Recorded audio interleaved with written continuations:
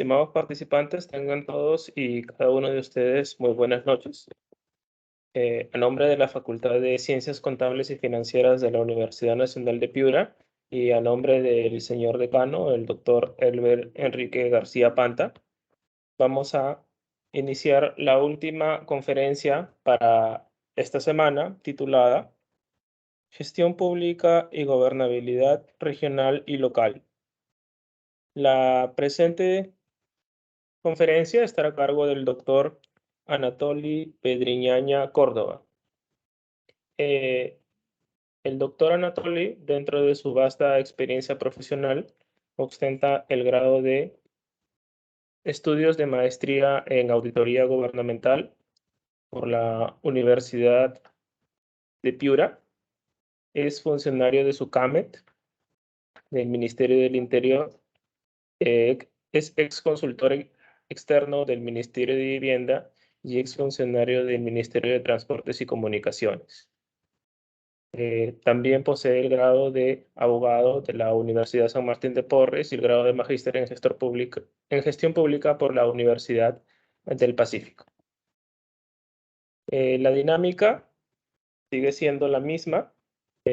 La presentación del ponente durará un promedio de 45 a 50 minutos y posterior a ello se van a resolver las dudas y preguntas que los miembros del auditorio tengan para con el expositor.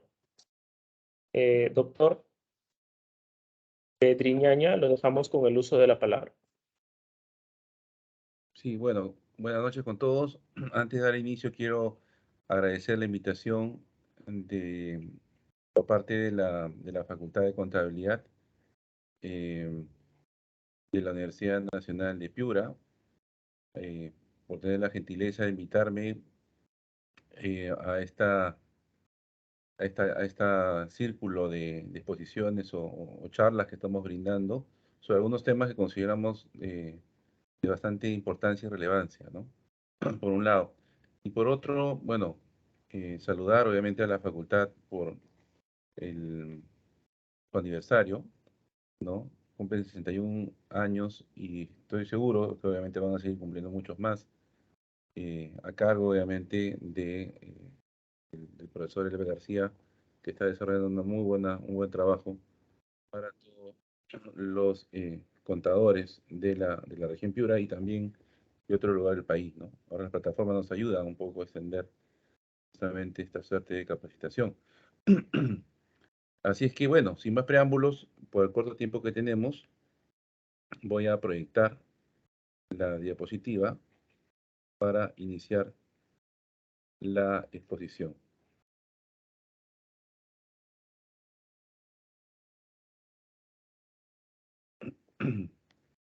¿Se puede visualizar ahí? Sí, doctor. Ok. Bueno, el tema que me toca tratar el día de hoy es gestión pública en los gobiernos regionales y locales, ¿no? A ver, hablar de la gestión pública es un campo muy, muy importante, es muy, muy amplio, eh, y que es relevante para el fortalecimiento y el crecimiento de la administración pública. Sin embargo, es importante, como podemos observar en esta diapositiva, explicar brevemente cuál es la relación entre gobierno, administración y gestión pública. Hay algunos que pueden entender que es lo mismo, sin embargo, es importante enfatizar y precisar cuál es la diferencia entre estos, ¿no? Y de esa manera nos vamos a ir adentrando hasta poder llegar a definir lo que es la gestión pública en el ámbito regional y local. Nosotros sabemos que en la actualidad contamos con un gobierno, es un gobierno de turno, ¿no? Que obviamente tiene dos finalidades principales, ¿no? Dentro de todas las que tiene. Una de ellas es implementar y poner en ejecución las políticas públicas y también, obviamente, poner en marcha y en práctica las políticas de gobierno. Pues obviamente ambos tienen una connotación distinta. Las políticas públicas tienen un ámbito bastante grande que ya se encuentran enmarcados dentro de lo que es el Acuerdo Nacional se encuentran enmarcados en lo que es en lo que son las líneas que se ha trazado el país, ¿cierto? Y que viene desarrollándose gobierno tras gobierno. Estas son políticas públicas que obviamente pasa por encima de cualquier gobierno, ¿no? O sea, son políticas que van a ayudar a desarrollar el país. Y los planes de gobierno son aquellos planes que son implementados en el marco de lo que el gobierno de turno ha definido, ¿no? Que pueden coincidir, obviamente, con las políticas públicas. Por tanto, el gobierno tiene una agenda pública y esta agenda pública está orientada a poder brindar, obviamente, un servicio de calidad a la ciudadanía en todos los ámbitos, ¿no? Y sobre la base de priorizar justamente ese trabajo de agenda pública. Pero este trabajo no lo puede hacer el gobierno solamente a nivel nacional, el gobierno central. Lo tiene que hacer, obviamente, de la mano o de manera articulada con el trabajo del gobierno regional y con el trabajo que se desarrolla a nivel de los gobiernos locales, ¿no? Y es así como las políticas públicas finalmente van a estar orientadas a solucionar los problemas, ¿no? Y cada uno de los, tanto en este caso, el gobierno central y los subniveles de gobierno, que es el gobierno regional y local, en el marco de sus competencias y con las herramientas legales y técnicas que cuentan, obviamente van a tener que hacer lo que corresponda para que a nivel territorial las cosas puedan funcionar, ¿no? Por tanto, el Estado, representado obviamente por un gobierno democráticamente elegido, se sustenta sobre el trabajo que puede hacer a través de la administración pública. La administración pública, y lo vamos a ver en un momento, es entendida como el conjunto de acciones que desarrollan tanto funcionarios y servidores públicos con la finalidad de cumplir con este propósito, que es cumplir con las políticas públicas y cumplir con la agenda y el plan de gobierno, ¿cierto? Y obviamente esta administración pública, entendida como la estructura, los sistemas administrativos que van a permitir finalmente que esto pueda funcionar, tiene que desarrollarse con la implementación de la gestión pública, ¿no? Y la gestión pública, vamos a verlo en un momento de los conceptos, también vamos a entender que es como la gestión que va más allá de la sola acción, ¿no? Y eso implica, obviamente, el despliegue de una serie de herramientas, de una serie de mecanismos que nos va a permitir finalmente cumplir con esos propósitos a cabalidad. Y en la actualidad se viene utilizando la figura de lo que es la gestión pública con, con resultados, ¿no? O por resultados. Ahora, viendo lo que es la gestión pública, entendemos que la gestión pública la entendemos como un conjunto de acciones mediante las cuales las entidades públicas van a atender a un logro de sus fines, objetivos y metas, los que están enmarcados en por políticas y normas gubernamentales establecidas. Entonces, obviamente, todo el desarrollo que se va a gestar a nivel de la administración pública se va a materializar a través de lo que es las políticas públicas, ¿no? Por tanto, la administración pública básicamente va a ser entendida como el trabajo procedimental, ¿no? O el trabajo que va a desarrollar cada una de las instituciones o organismos públicos que van a prestar servicios, obviamente, a las entidades públicas. Y ahí también involucramos al sector privado, porque muchas entidades públicas a veces requieren del sector privado en el ámbito de utilizarlos o que nos sirvan como proveedores, ¿no? Porque de otra manera el ámbito privado también participa para que pueda proporcionar insumos a las entidades que les permitan poder desarrollar sus funciones a cabalidad y cumplir sus fines, ¿no? Obviamente, existen entidades públicas que van a depender, obviamente, del gobierno central, así como de gobiernos regionales y los gobiernos locales, ¿no? Y cada uno, obviamente, tiene sus propias estructuras, ¿no? No olvidemos, por ejemplo, del gobierno central, ¿quiénes están bajo su cargo? Están los ministerios. Entonces, los ministerios o los sectores forman parte, obviamente, ¿no? También existen otros órganos desconcentrados que también obviamente forman parte del gobierno central. Y a nivel de gobiernos regionales, obviamente también tienen sus direcciones regionales y tiene sus órganos de línea, ¿no? Y otras dependencias que va de otra manera a permitir que los gobiernos regionales puedan cumplir con esa función. Y lo mismo pasa con los gobiernos locales, ¿no? También tienen obviamente sus órganos de línea y algunas oficinas desconcentradas que les permiten, dentro del marco de su competencia, cumplir con su rol. Obviamente, cada uno de estos organismos cumplen una función de interés público, ¿no? Tanto de provisión de servicios o regulación de los comportamientos e intereses de la sociedad en el mercado. Entonces, no olvidemos que cada una de las entidades públicas que están a cargo de los funcionarios y servidores tienen un propósito, ¿no? Que es el de brindar un servicio a la ciudadanía. Hay algunos que lo realizan de manera más directa, ¿no? Trabajan dando la cara, obviamente, a la ciudadanía. Hay otros que no. Hay otros que desarrollan algunos trabajos complementarios que van a permitir, obviamente, que las entidades puedan finalmente cumplir un propósito. Es como si fuese una máquina, ¿no? Cada una de las entidades cumple un rol, es una pieza dentro de la maquinaria y lo que importa es el resultado final, ¿no? Si cada una de las piezas funciona correctamente, tengan la seguridad de que el resultado va a ser un resultado óptimo y esperado. Y tanto la administración pública cuenta, obviamente, con sistemas administrativos, ¿no? Que les van a permitir finalmente dar cumplimiento a cabalidad con cada una de los compromisos, metas que se traza, obviamente, cada una de las entidades, ¿no?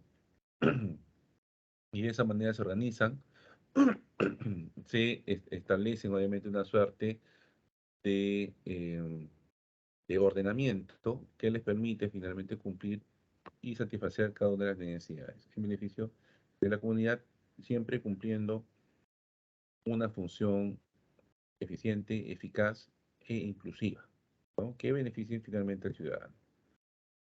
Dentro de lo que es sistemas administrativos que conocemos, que es de aplicación nacional, encontramos planeamiento estratégico, presupuesto público, inversión pública, endeudamiento público, modernización de la gestión pública, gestión de recursos humanos, defensa judicial del Estado, abastecimiento, tesorería, contabilidad y control. Estos son los sistemas administrativos y cada uno de ellos, obviamente, se va a desarrollar dentro de cada una de las entidades públicas, cualquiera que fuese, tanto a nivel de gobierno central, regional y local, y va a estar representado a través de una determinada gerencia a nivel municipal o dirección a nivel de gobierno central, ¿no?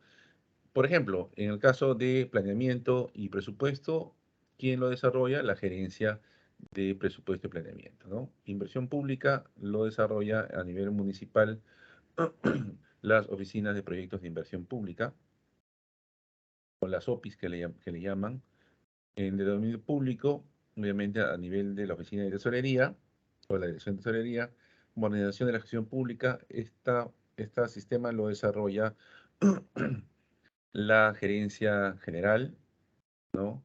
O la Secretaría General en el caso de los sectores o ministerios. En recursos humanos, obviamente hay una gerencia de recursos humanos. Defensa Judicial del Estado lo desarrolla el procurador. Abastecimiento es el órgano encargado de contrataciones que depende de la Oficina General de Administración. Existe una oficina de abastecimiento o logística. Esta tesorería, contabilidad y control lo desarrolla obviamente el órgano de control interno que depende de la Contraloría. Esto también no se vaya a confundir con el control interno, ¿no? Que eso depende de cada una de las entidades. Por tanto, existe una diferencia entre lo que es gestión pública y administración pública, ¿no?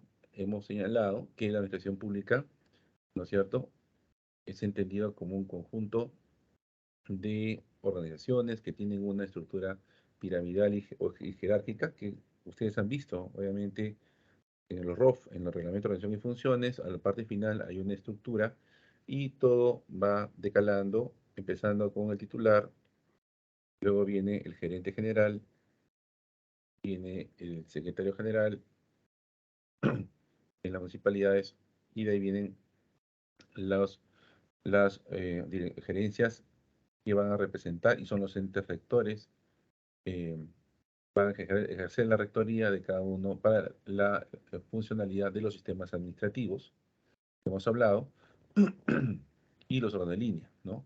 Entonces tienen una estructura piramidal y jerárquica como los ministerios y municipalidades. Obviamente es importante que entenderse que la administración pública es la estructura, es la organización, ¿no? Y se tiene que entender como tal, ¿no? Pero para que la administración pública, obviamente, pueda funcionar de manera cabal, pueda funcionar de manera óptima, se requiere, obviamente, que se implemente una política adecuada en el nivel de la gestión pública, ¿no? Con resultados o por resultados, que es entendido como la toma de decisiones desde la alta dirección, ¿no es cierto? Con la finalidad de poder alcanzar y cubrir los objetivos, ¿no es cierto?, que tanto espera la ciudadanía, ¿no? No olvidemos de que toda la administración pública, a través de la gestión pública, lo que busca es la satisfacción de los intereses de la ciudadanía, ¿no? Acá podemos observar, obviamente, una, una estructura interesante. Y cómo vamos observando cómo el Estado peruano, finalmente, para poder cumplir con su rol, ¿no es cierto?, va a distribuirse de tal forma que se cubran todas las competencias. Por ejemplo, nosotros sabemos que el Estado peruano, obviamente, cuenta con tres poderes del Estado, que es el poder legislativo, el judicial y el ejecutivo. No tanto el legislativo como el ejecutivo son elegidos democráticamente por voto, ¿cierto? Y el poder judicial, obviamente, es uno de los tres poderes del Estado que administra justicia. Ahora, asimismo, el poder ejecutivo, que es uno de los poderes del Estado, se constituye como el nivel de gobierno central, ¿cierto?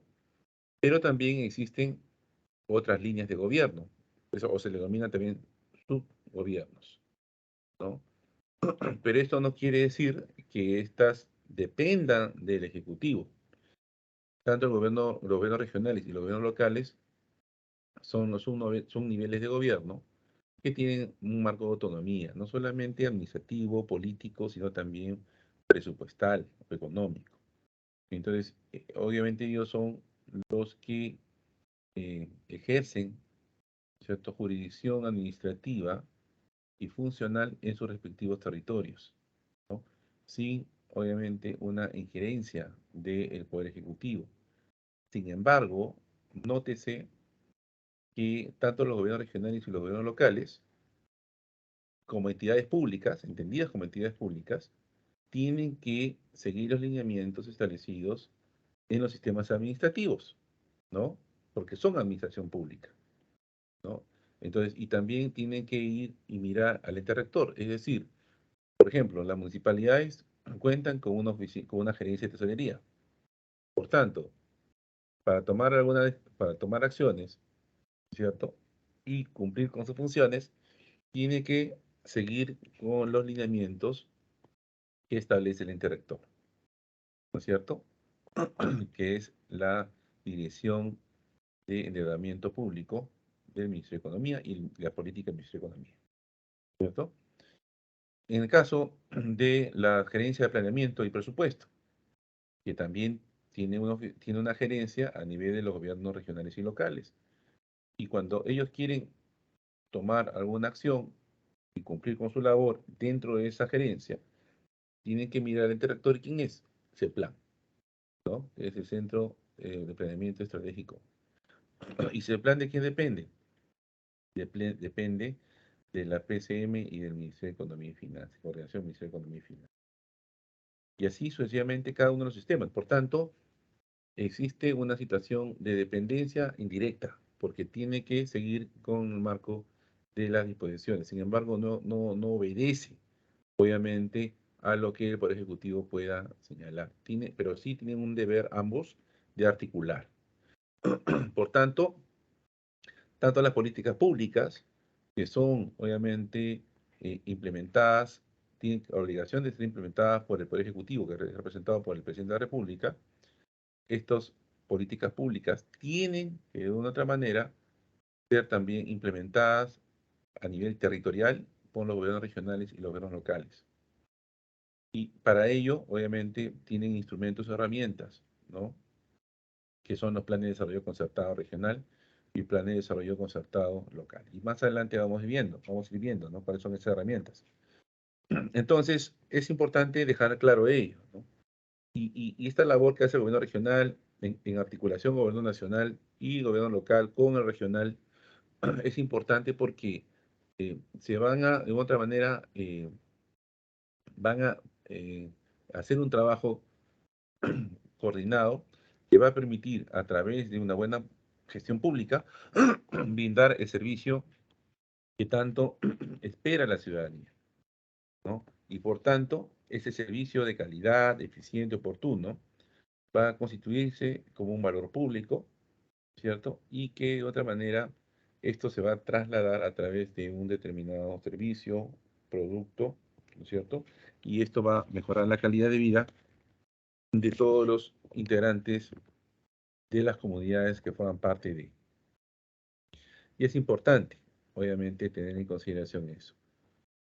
Por tanto, es importante tener una visión de este cuadro, que si bien es cierto está con bastante información, sin embargo, es importante tener en cuenta toda esta relación que se debe tomar en consideración y en cuenta por cada uno de estos aspectos.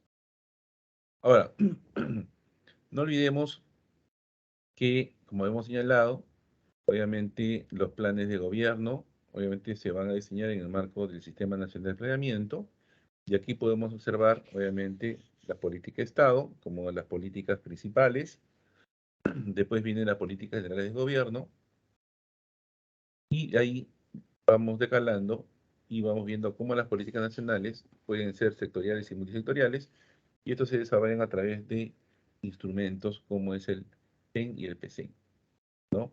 Y a nivel territorial, obviamente esto ya obedece a las políticas regionales y políticas locales. Y esto es justamente lo que vamos a desarrollar ahora, y estos se van a materializar a través de los planes de desarrollo concertado regional y local, ¿no?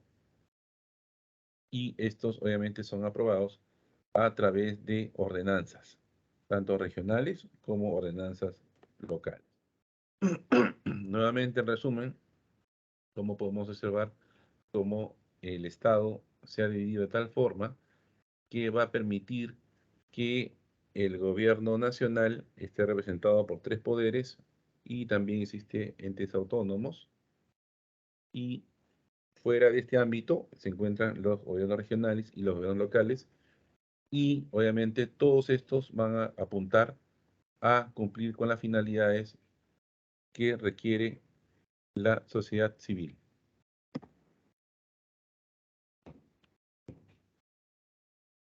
Ahora, aquí existen pasos claves de la descentralización en el Perú, ¿no? Y es importante conocer y observar que los gobiernos regionales y los gobiernos locales justamente nacen como parte de un proyecto que ya tiene muchos años, ¿no?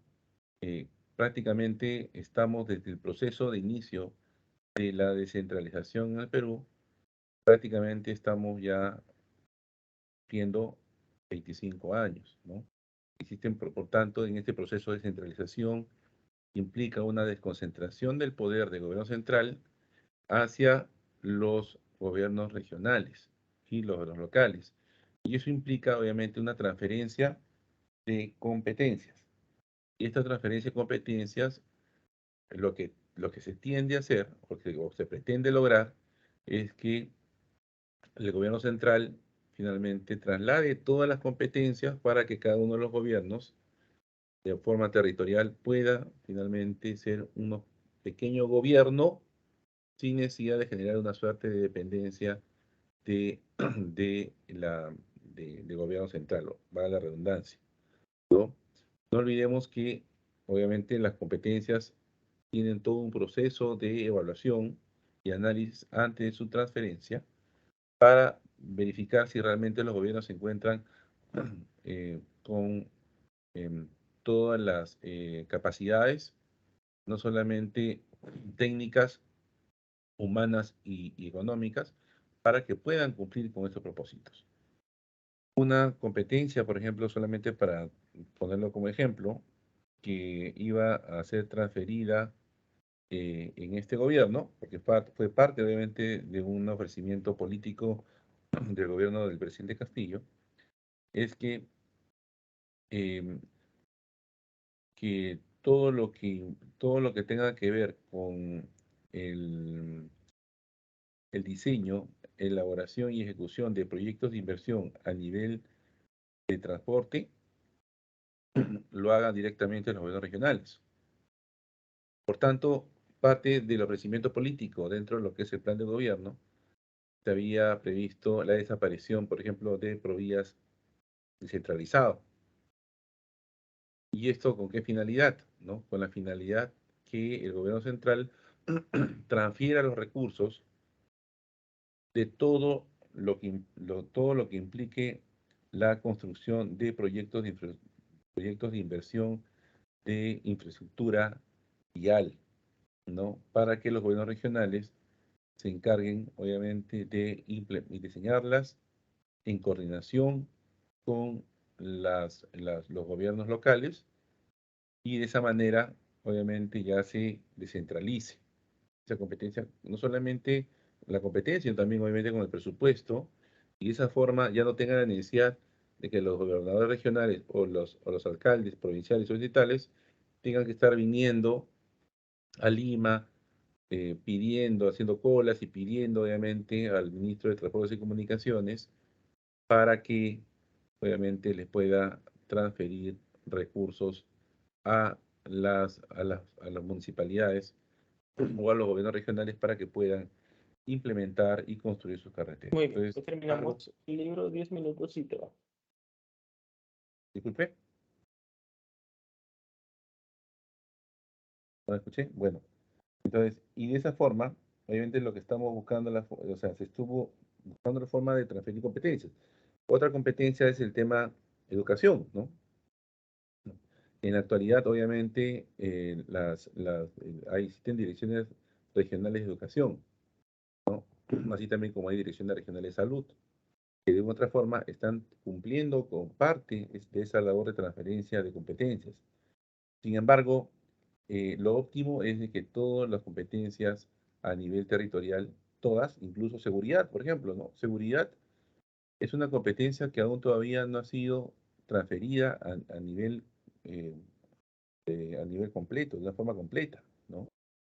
Para que cada uno de los gobiernos regionales, de manera autónoma, por ejemplo, se encarguen de, eh, de administrar y finalmente dar solución a todos los temas de seguridad. Y eso implica transferir competencias, inclusive, en una oportunidad hubo la idea y el proyecto que la Policía Nacional eh, dependiera, obviamente, de cada uno de los gobiernos regionales, ¿no? Y también de los gobiernos locales. Más allá del hecho de que hoy exista, pues, una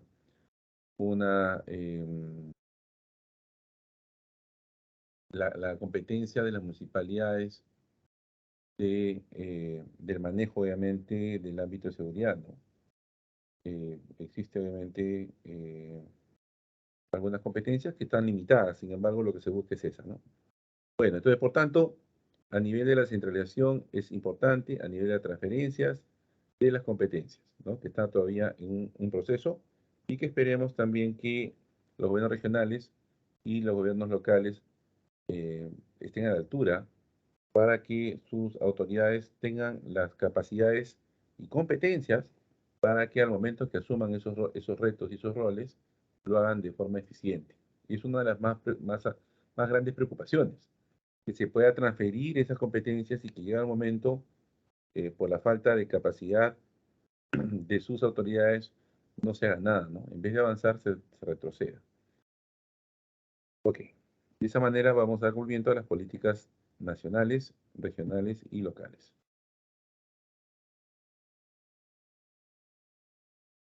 Ok, no olvidemos que dentro de ese trabajo de articulación, dentro de ese trabajo, obviamente, de cumplimiento de objetivos o metas, existe este trabajo importante que se hace a través del GORE ejecutivo, ¿no? Entonces, y los GORES son encuentros de concertación y fortalecimiento entre el gobierno nacional y los gobiernos regionales, ¿no? Y obviamente esto se presentan con la finalidad de poder hacer agendas eh, que permitan dar solución a una serie de necesidades del ámbito territorial, ¿no? Y ahí abarca lo que son proyectos de inversión pública, ¿no? Resolución a una serie de problemáticas que se les presentan, ¿no? También se da opción para poder implementar marcos normativos que les permitan también empezar a dar soluciones a una serie de necesidades. Y esto es promovido, obviamente, por el Poder Ejecutivo y que eh, convoca a todos los gobernadores regionales a nivel nacional con la finalidad incluso de contar también las buenas prácticas que a nivel de los gobiernos regionales vienen desarrollando, ¿no? Entonces es importante crear esos espacios, ¿no es cierto?, de concertación, ¿no?, que permiten tomar buenas decisiones. En la actualidad ya se está implementando el año pasado, en el 2021, el 16º GORE ejecutivo. Ahora, yendo un poco al marco legal, ¿no? ¿Cuál es el marco legal? Obviamente que cuenta obviamente los gobiernos regionales y los gobiernos locales para dar operatividad y funcionalidad a cada una de sus cargos, cada una de sus competencias. Primero, el legal general principal es la Constitución Política del Perú,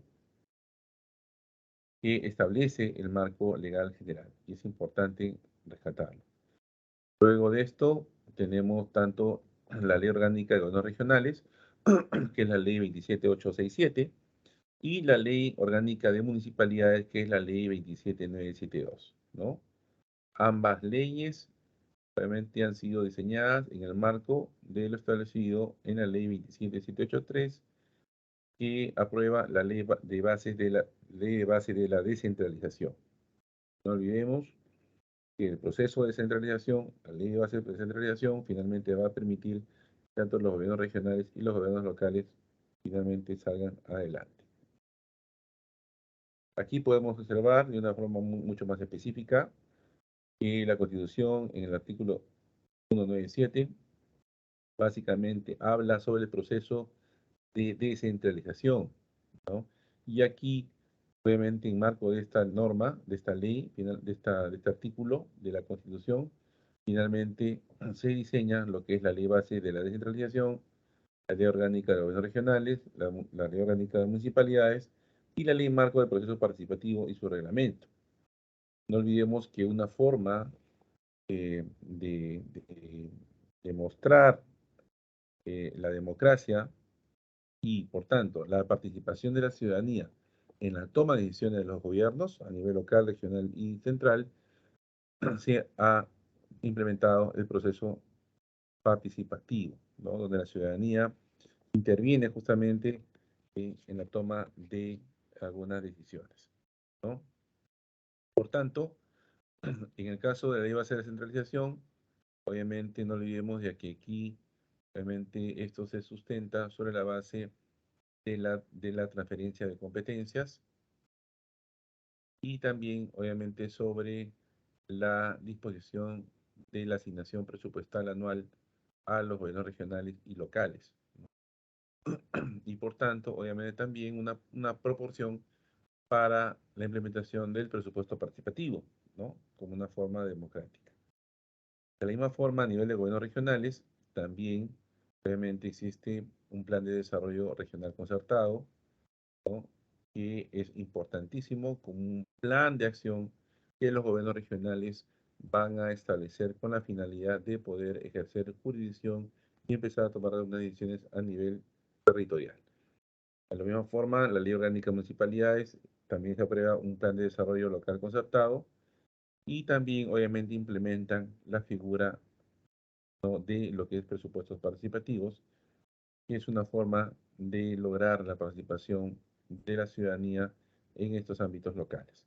Y la ley marco de procesos de participación y su reglamento, donde establecen los lineamientos generales para implementar este proceso participativo.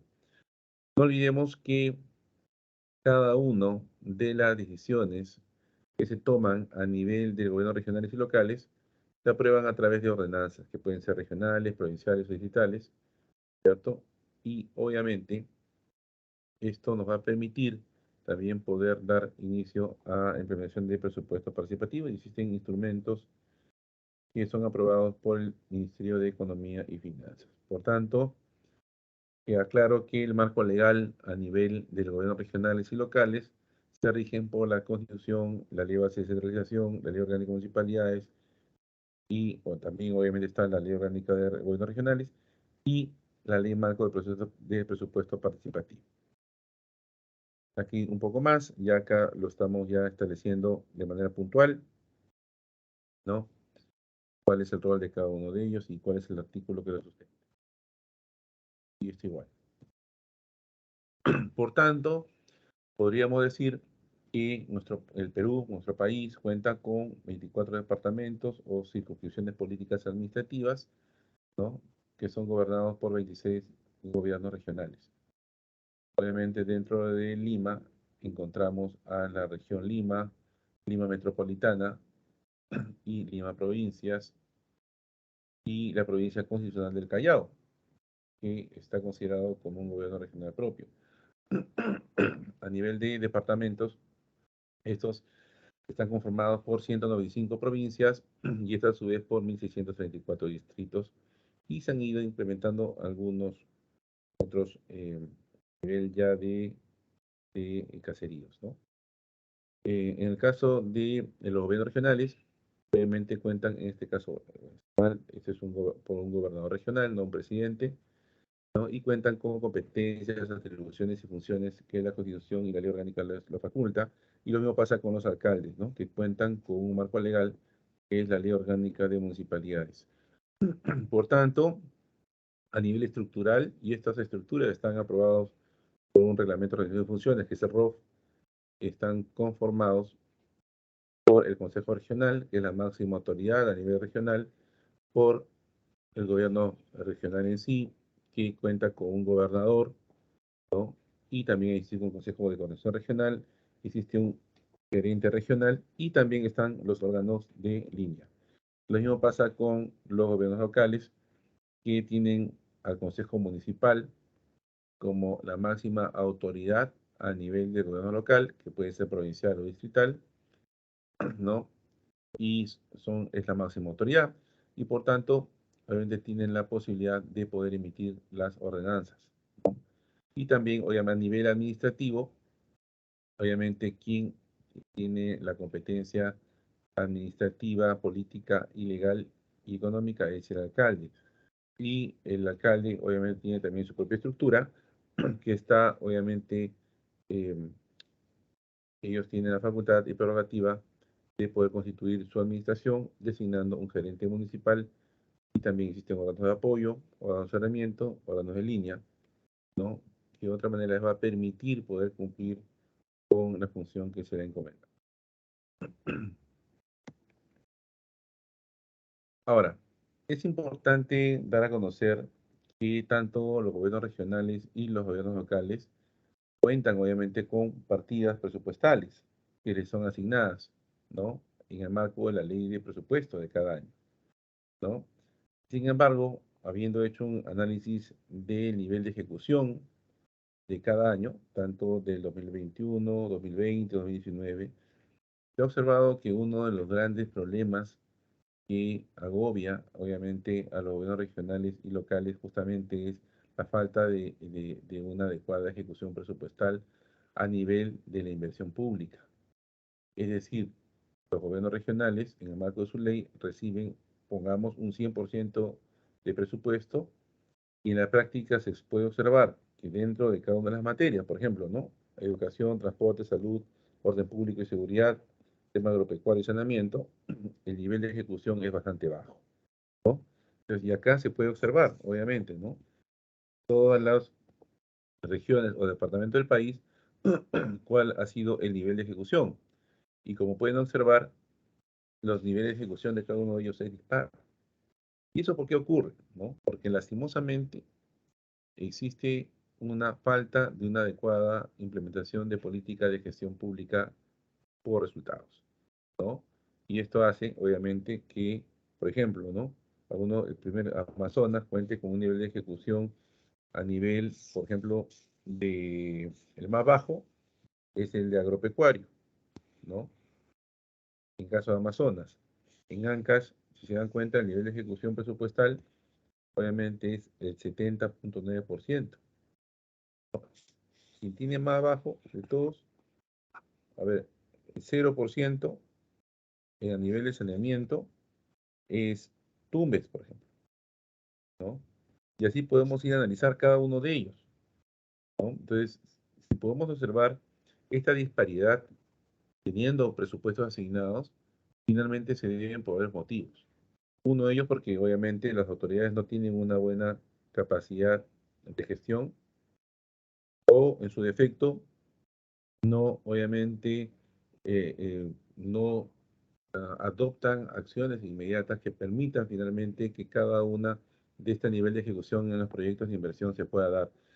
Porque esto de otra manera lo que hace es repercute, obviamente, en agravio de la población, ¿no? Entonces, si acá se puede observar claramente, así también como se puede rescatar aquel nivel de ejecución positivo o favorable que adoptan, obviamente, algunos gobernadores regionales, gobiernos regionales.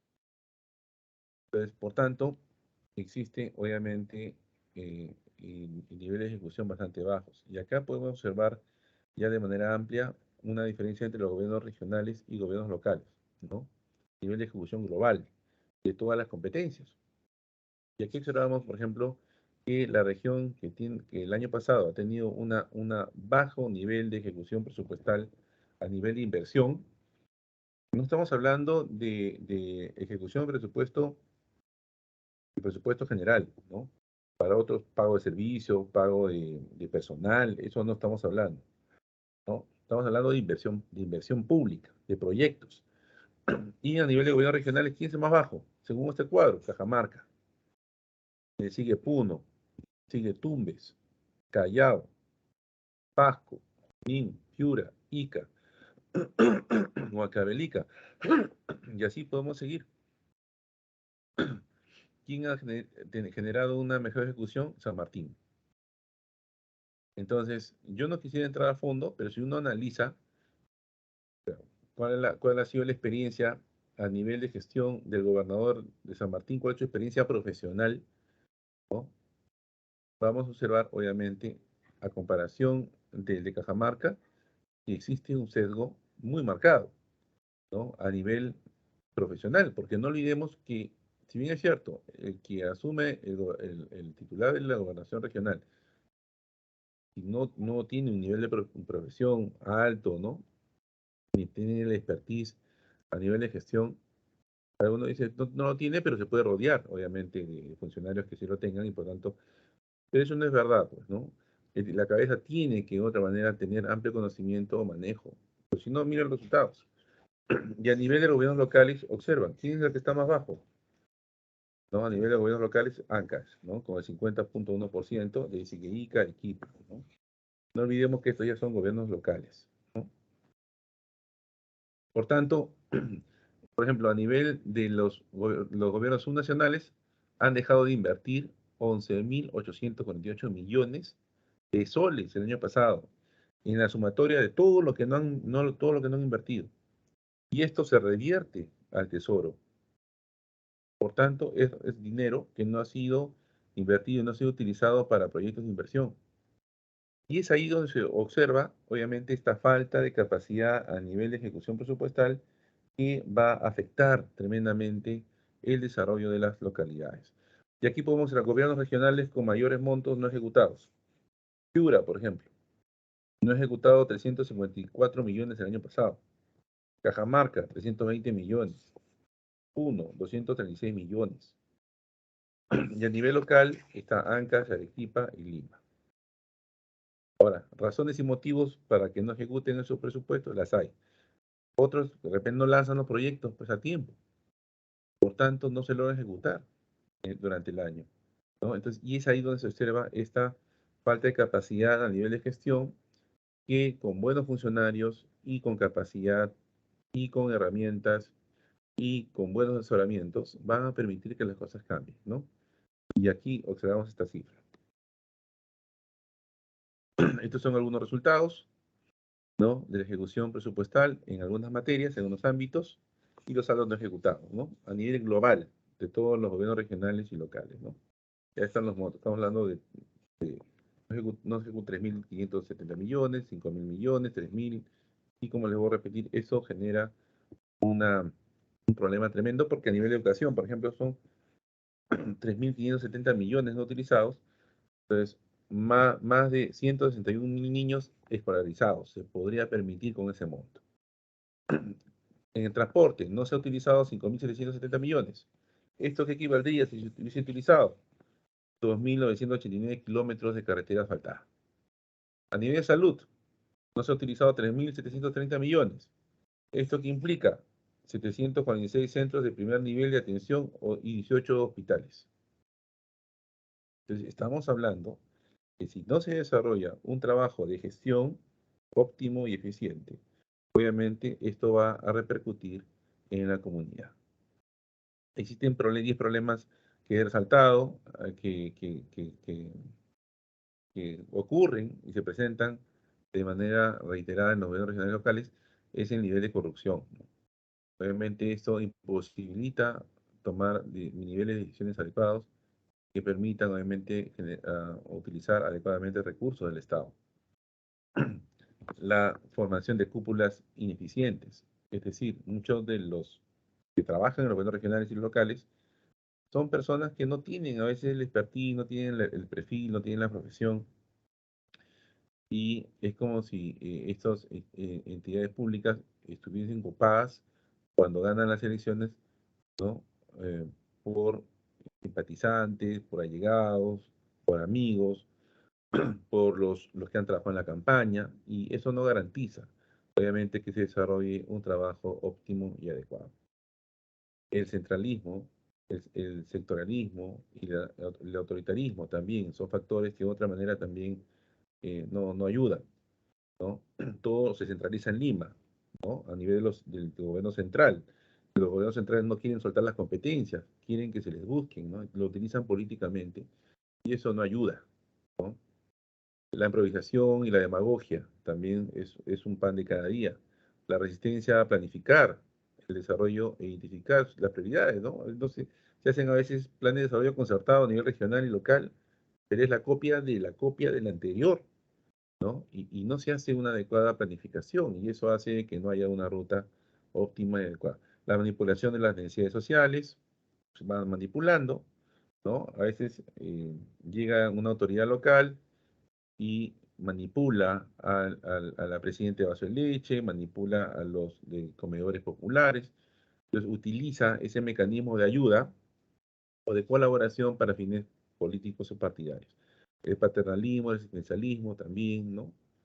No ayuda, ayuda por el momento a las zonas de pobreza y extrema pobreza, pero no da una solución a largo plazo para la mejora de la misma comunidad. El clientelismo partidario, el negarse a rendir cuentas, el sometimiento de las municipalidades a servicios de intereses partidarios, etcétera, etcétera. Bueno, eso sería todo. No me da más tiempo. Me hubiese gustado generar una exposición mucho más amplia, pero el tiempo que me han dado es bastante corto. Bueno, gracias. Quiero agradecer la oportunidad. Espero que les haya servido estos datos y me pongo a su disposición para algunas preguntas en caso lo hubiera. Gracias. Doctora Anatolia, muchísimas gracias por su muy interesante presentación. Listo, gracias a ustedes. Gracias a la Universidad Nacional Eh, por la sí, invitación. Tenemos algunas preguntas de parte de los alumnos mientras ellos van realizándolas aquí por el chat. Voy comentándosela. La primera, ¿por qué hay casos donde los gobiernos regionales no ejecutan el 100% de su presupuesto asignado? ¿Cómo es posible llegar al total de la ejecución? Por ejemplo, en Piura, la ejecución solamente alcanza el 17%. ¿Quiénes son los encargados de presentar estos proyectos para su ejecución? Ok, gracias por la pregunta. A ver, hay muchos factores, ¿no? Para la implementación y puesta en marcha de los proyectos de inversión pública. No olvidemos que los proyectos tienen plazos, ¿no? Para implementar un proyecto de inversión se tiene que lanzar una licitación pública, son los procesos de selección, ¿no? Hay una ley de contratación del Estado que establece cuál es el mecanismo para implementar proyectos u obras públicas. Y también existen un marco legal en el marco de lo que es Invierte PE. Entonces establecen plazos y requisitos técnicos. Esos requisitos no necesariamente son fáciles de cumplir. Sin embargo, a veces la poca experiencia de los funcionarios que trabajan en los gobiernos regionales y los gobiernos municipales, tanto en el orden encargado de contrataciones como en las gerencias, como áreas usuarias, que hacen que los requerimientos o los pedidos no lo hagan a tiempo, ¿no? Entonces, si tú no convocas a tiempo un determinado proceso para que una obra pueda finalmente ser implementada, ten la seguridad de que no vas a poder llegar a ejecutar presupuestos anuales. Ese es uno. Dos, no hay una planificación adecuada, ¿no? Entonces, esa falta de planificación hace que finalmente los proyectos no estén diseñados para que puedan ser implementados en el menor tiempo posible, ¿no? Quienes están llamados, obviamente, a poder impulsar o promover los proyectos de inversión pública son los mismos gobiernos regionales. Los gobiernos regionales tienen sus áreas usuarias. Por tanto, existe un plan de desarrollo regional concertado. En el plan de desarrollo concertado se entiende que ya ha debido de prever justamente impulsar proyectos de inversión pública en zonas que más necesitan. O sea, el gobernador regional tiene que tener claro el mapa. ¿Cuáles son las necesidades de la población a nivel de infraestructura? ¿Dónde tiene que estar apuntándose la ejecución de proyectos? ¿Qué es lo que pasa a veces, no? Llega un gobernador regional nuevo y como es de un partido, movimiento político diferente que el anterior, el proyecto que está pretendiéndose encaminar y está a punto de salir, ¿no es cierto? Que ha sido ya anunciado por el saliente, a veces ya no lo quieren tomar o ya no lo quieren realizar. Entonces, porque sabe de que no es un proyecto de ellos, de la nueva gestión. Pues también existen connotaciones políticas. También existen también, por otro lado, connotaciones sociales. Hay proyectos de infraestructura, como son represas, puentes, túneles, vías, transportes, que quieren desarrollarse. Sin embargo, a veces la comunidad se opone, no quieren que pasen por la zona, ¿no? Entonces, y ahí existe trabas que a veces la misma sociedad, porque de repente no se le hizo la consulta previa, ¿no? Para que la comunidad dé su opinión, porque a veces también existe que los contratistas al momento de edificar la infraestructura, hacer obras, a veces generan daño al medio ambiente, ¿no? Con la autorización de ciertos insumos. Entonces, podríamos hablar de un sinnúmero de situaciones que se pueden suscitar, ¿no? Desde falta de capacidad por parte de funcionarios, desde reacciones tardías, desde aspectos de carácter político, desde aspectos de carácter social, hasta económicos. Yo he conversado en algunos casos con algunos gobernadores regionales y me han dicho, yo quiero construir o asfaltar la vía principal, la vía nacional de Tacna a Moquegua, pongamos, ¿no? Pero le faltan recursos. Tienen el proyecto listo para lanzarlo, pero no tienen plata. Porque esa competencia no ha sido transferida. Lo sigue centralizando el Ministerio de Transportes y Comunicaciones, por ejemplo. Entonces, son muchos factores, ¿no? Y eso hace que a veces el 100% de los recursos no se ejecuten. Tendríamos que analizar cada caso, pero bueno, son varios factores que le puedo mencionar. Muchas Gracias. gracias, doctor. Tenemos otra pregunta de parte de los participantes. Una organización, ya sea Juvecu, comunidad, puede organizarse para presentar un proyecto de desarrollo social para su comunidad. Sí, claro, claro que sí, lo puede hacer. No olvidemos, por ejemplo, que el, el gobierno regional, por poner el ejemplo, ¿no? El gobierno regional, la máxima autoridad de un gobierno regional, ¿cuál es? Es el Consejo Regional. Y los consejeros regionales, obviamente, tienen una obligación en el marco de la ley orgánica de gobiernos regionales, que es el desarrollar audiencias. Y en esas audiencias con las comunidades, con las organizaciones, sirve justamente para poder recoger in situ, ¿no? Y de una forma real, sirve para recoger información. Y esa información justamente permite tener una noción justamente de esas necesidades.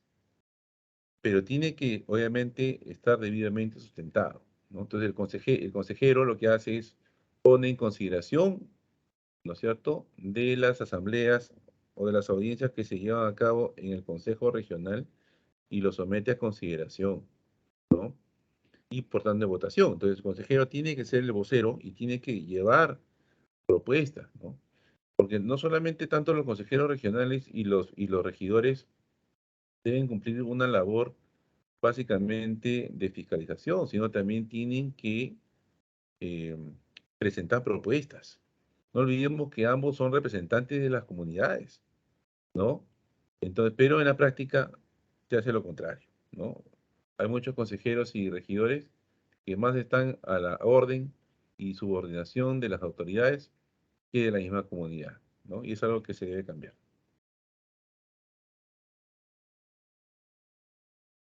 Doctor Anatoly, le agradecemos muchísimo su muy interesante presentación del día de hoy. Adicionalmente, queremos indicarle a los alumnos que el doctor Anatoly va a estar a cargo del curso que en este momento se va a proyectar, denominado Herramientas Digitales para la Gestión Pública. Este curso de especialización va a estar dirigido para los alumnos de la facultad, dirigido a ejecutivos, funcionarios, empleados del sector público, estudiantes universitarios y público en general. El horario va a ser el que indica en el panfleto, sábado 4, de 4 p.m. a 7 p.m. y domingos de 10 de la mañana a 1 p.m. El inicio está programado para el 20 de agosto de este año. Los enlaces de la inscripción se pueden encontrar en el fanpage de la Facultad de Ciencias Contables y Financieras. Adicionalmente, queremos agradecerle a todos y cada uno de ustedes por su participación durante toda esta semana por el aniversario de la Facultad de Ciencias Contables y Financieras, una semana bastante productiva, de bastante capacitación para todos.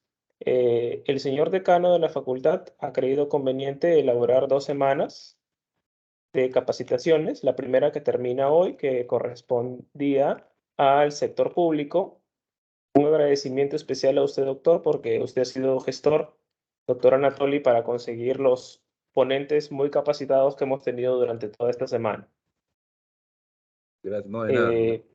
A disposición. Para la próxima semana tenemos el ciclo de conferencias denominado Sector Privado, Normas Internacionales de Información Financiera, la parte tributaria y sector aduanero. También, al igual que esta semana, contaremos con una conferencia diariamente.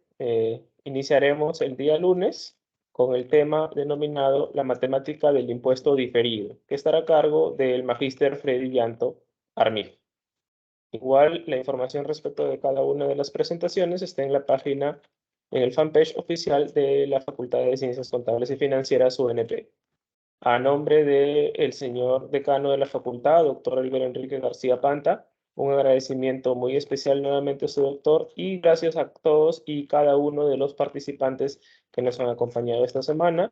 Recuerden que Para cada semana se va a emitir un certificado, tanto para la semana de su participación en las conferencias del sector público y también lo mismo para la participación en la semana del sector privado, en la medida, por supuesto, de que su participación haya sido activa. Nuevamente, doctor, le reiteramos el agradecimiento y muchas gracias a todos y a cada uno de ustedes por su participación. Esperamos contar con ustedes también, al igual que esta semana, en la próxima. Listo, muy amable, gracias. Nos vemos. Muy buenas noches con todos y muy buen fin de semana.